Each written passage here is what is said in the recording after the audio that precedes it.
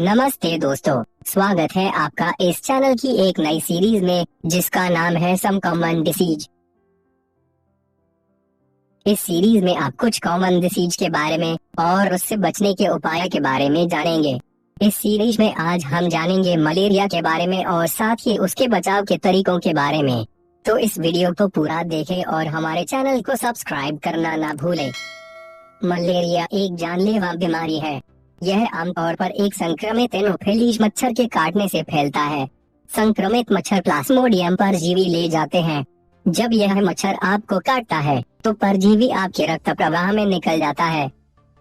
एक बार जब परजीवी आपके शरीर के अंदर होते हैं तो वे यकृत की यात्रा करते हैं जहां वे परिपक्व होते हैं।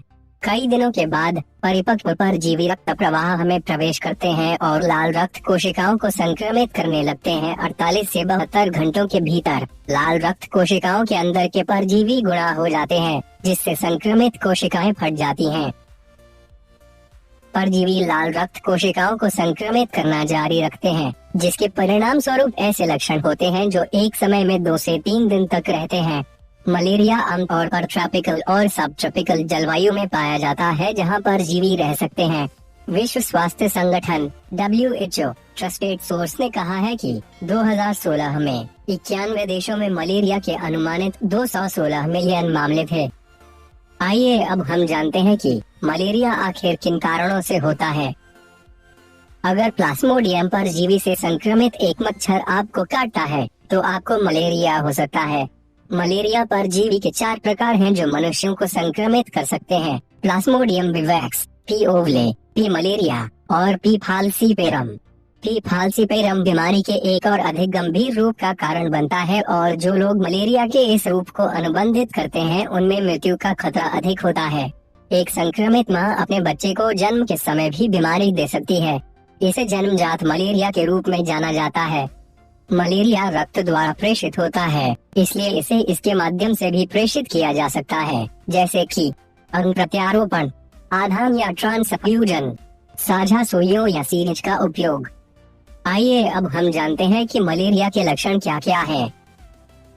मलेरिया के लक्षण आमतौर पर संक्रमण के बाद 10 दिनों से 4 सप्ताह के भीतर विकसित होते हैं। कुछ मामलों में लक्षण कई महीनों तक विकसित नहीं हो सकते हैं। कुछ मलेरिया परजीवी शरीर में प्रवेश कर सकते हैं लेकिन लंबे समय तक निष्क्रिय रहेंगे। मलेरिया के सामान्य लक्षणों में शामिल है कपकपाते हुए ठंड लगना जो मध्यम से गंभीर तक हो सकता है, उच्च बुखार, पसीना, सर दर्द, जी मिचलाना, उल्टी, पेट में दर्द, दस्त, रक्ताल्पता, मांसपेशियों में दर्द, आक्षेप, प्रगाढ़ बेहोशी, मल में खून।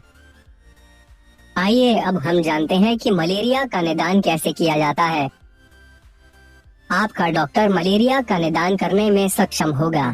आपकी नियुक्ति के दौरान आपका डॉक्टर आपके स्वास्थ्य इतिहास की समीक्षा करेगा, जिसमें उष्णकटिबंधीय जलवायु के किसी भी हाल की यात्रा शामिल है। एक शारीरिक परीक्षा भी आयोजित की जाएगी। आपका डॉक्टर यह निर्धारित करने में सक्षम होगा कि क्या आपके पास बढ़े हुए स्प्लीन या लीवर है।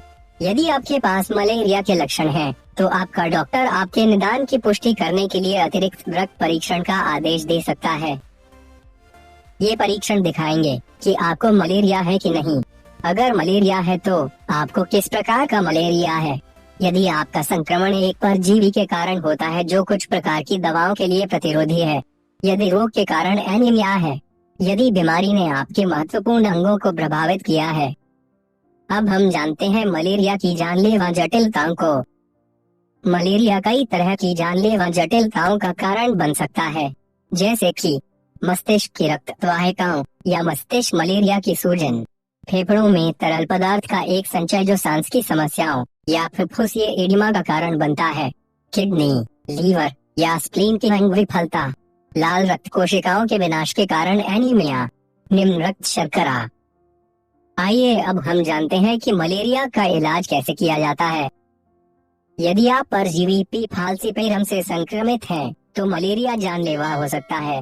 बीमारी के लिए उपचार आमतौर पर एक अस्पताल में प्रदान किया जाता है। आपका डॉक्टर आपके पास परजीवी के प्रकार के आधार पर दवाएं लिखेगा। कुछ उदाहरणों में बताई गई दवा परजीवी द्वारा दवाओं के प्रति प्रतिरोध के कारण संक्रमण को साफ नहीं कर सकती है। यदि ऐसा होता है तो आपके डॉक्टर को आपकी स्थिति का इलाज करने के लिए एक से अधिक दवाओं का उपयोग करने या दवाओं को पूरी तरह से बदलने की आवश्यकता हो सकती है। आइए अब हम जानते हैं मलेरिया से बचाव के तरीके। अपने डॉक्टर से बात करें यदि आप ऐसे क्षेत्र में यात्रा कर रहे हैं जहां मलेरिया होना आम है या आप ऐसे क्षेत्र में रहते हो। बीमारी से बचाव के लिए आपको दवाएं दी जा सकती हैं। ये दवाएं वही हैं जो बीमारी का इलाज करने के लिए उपयोग की जाती हैं और आपकी यात्रा से पहले, दौरान और बाद में ली जानी चाहिए। अपने डॉक्टर से लंबी अवधि की रोकथाम के बारे में बात करें। अगर आप ऐसे क्षेत्र में रहते हैं जहां मलेरिया होना आम है, मच्छरदानी के नीचे सोने से संक्रमित मच्छर द्वारा काटे जाने को रोकने में मदद मिल सकती है। आपकी त्वचा को ढकना या बीजयुक्त बग स्प्रे का उपयोग करना संक्रमण को रोकने में भी मदद कर सकता है। यदि आपके क्षेत्र में मलेरिया प्रचलित है और आप अनिश्चित हैं, तो आप सीडीसी के अप टू डेट मैप में मलेरिया का स्रोत पता कर सकते हैं।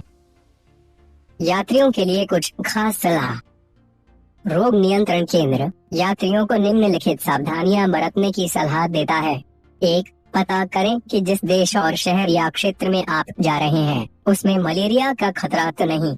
2. अपने डॉक्टर से पूछें कि उस क्षेत्र में संक्रमण को रोकने के लिए हमें किन दवाओं का उपयोग करना चाहिए।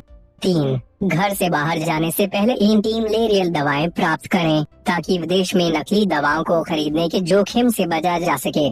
4. बच्चों, वृद्धों, गर्भवती महिलाओं और किसी भी यात्रियों की मौजूदा चिकित्सा स्थितियों सहित व्यक्तिगत यात्रियों के लिए जोखिम पर विचार करें। 5. सुनिश्चित करें कि उनके पास निवारक उपकरण तक पहुंच होगी, जिनमें से कई ऑनलाइन खरीद के लिए उपलब्ध हैं, जिसमें कीट रिपेलेंट, कीटनाशक, पूर्व उपचारित बिस्तरदाल और उपयुक्त कपड़े शामिल हैं। 6. मलेरिया के लक्षणों के बारे में पता होना चाहिए। आपातकालीन स्थितियों में कुछ देशों में स्थानीय स्वास्थ्य अधिकारी फॉगिंग कर सकते हैं या घरेलू स्प्रे में इस्तेमाल होने वाले कीटनाशकों के समान क्षेत्रों का छिड़काव कर सकते हैं। WHO बताता है कि ये लोगों के लिए हानिकारक नहीं है, क्योंकि कीटनाशक की एकाग्रता केवल मच्छरों को मारने के लिए पर्याप्त मजबूत है। तो दोस्तों, मुझे आशा है कि आपको अब मलेरिया के बारे में सही जानकारी मिल गई होगी। अगर आपको ये वीडियो अच्छी लगी हो तो हमारे चैनल को सब्सक्राइब करें और लाइक और कमेंट करना ना भूलें। इसी तरह की मजेदार और जानकारी पूर्वक वीडियो इस सीरीज में आती रहेगी। हैव ए गुड डे दोस्तों।